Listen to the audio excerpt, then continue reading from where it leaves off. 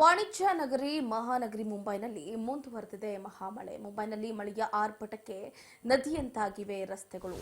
ಗಂಟೆಗೆ ಬರೋಬ್ಬರಿ 170 ಮಿಲಿಮೀಟರ್ನಷ್ಟು ಮಳೆ ಆಗಿರುವಂಥದ್ದು ಮಹಾನಗರಿಯಲ್ಲಿ.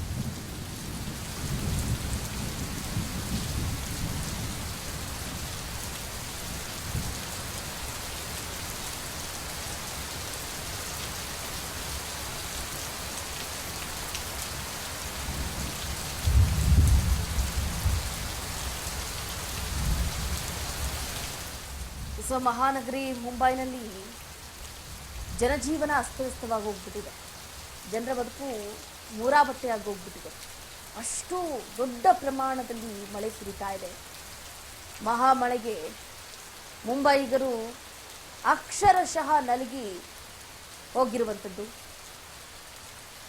ಈ ಮಳೆಯ ಆರ್ಭಟಕ್ಕೆ ರಸ್ತೆಗಳೆಲ್ಲವೂ ಕೂಡ ನದಿಯಂತಾಗಿದೆ.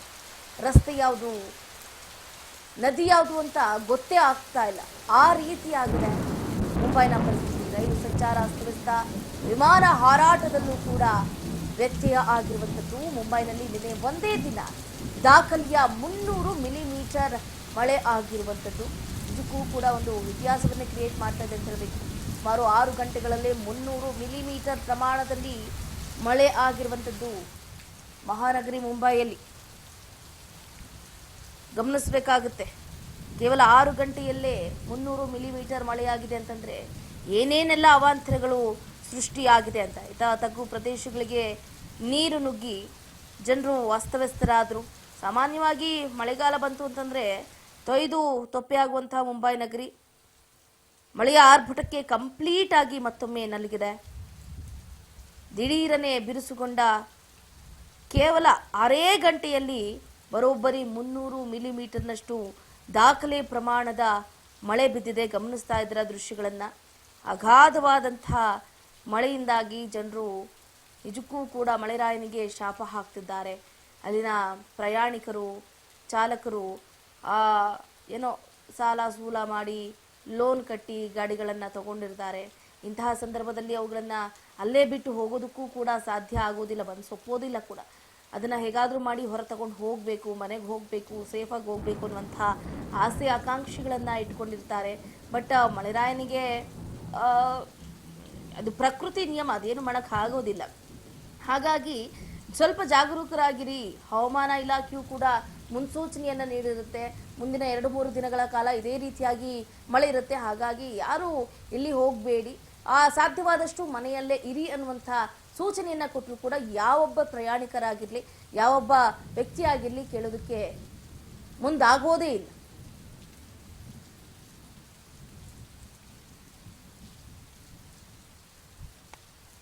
ಹಲವು ಕಡೆ ವಿದ್ಯುತ್ ವ್ಯತ್ಯಯ ಆಗಿದೆ, ರಸ್ತೆಗಳು ಬಂದ್ ಆಗಿದೆ.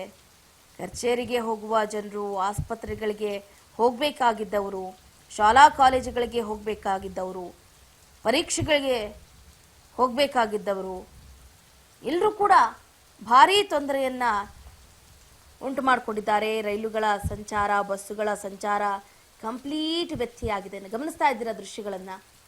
ಹೇಗಿದೆ ಇದು? ಏನು ಪ್ರವಾಹ ಪರಿಸ್ಥಿತಿ ಮೂಡುತ್ತೇನೋ ಅನ್ನುವಂಥ ಭಯ, ಆತಂಕ ಮೂಡ್ತಾ ಇದೆ. ಕಿಂಗ್ಸ್ ಸರ್ಕಲ್ ಮುಂಬೈ ಇದು. ಇಷ್ಟು ದೊಡ್ಡ ಪ್ರಮಾಣದಲ್ಲಿ ಮಳೆಯಾದರೆ ಜನರು ಬದುಕೋದು ಹೇಗೆ?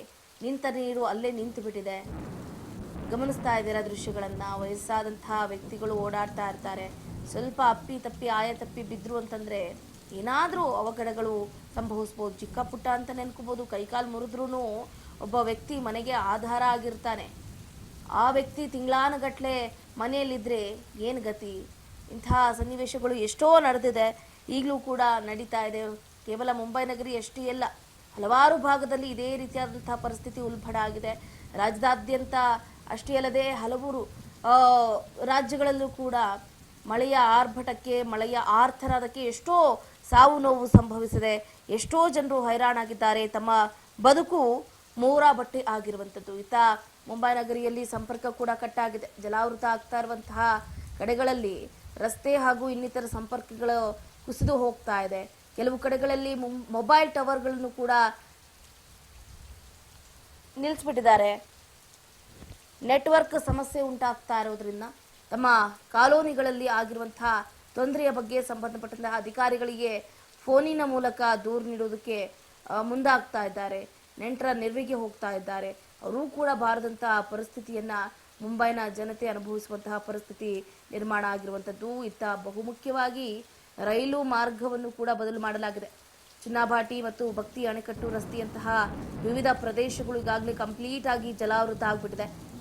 ಥಾಣೆ ನಡುವಿನ ವೇಗದ ಮಾರ್ಗದಲ್ಲಿ ಮುಖ್ಯ ಮಾರ್ಗದಲ್ಲಿ ರೈಲು ಸೇವೆಗಳನ್ನ ನಿರ್ಬಂಧ ವೇಗಕ್ಕೆ ಸೀಮಿತಗೊಳಿಸಿರುವಂಥದ್ದು.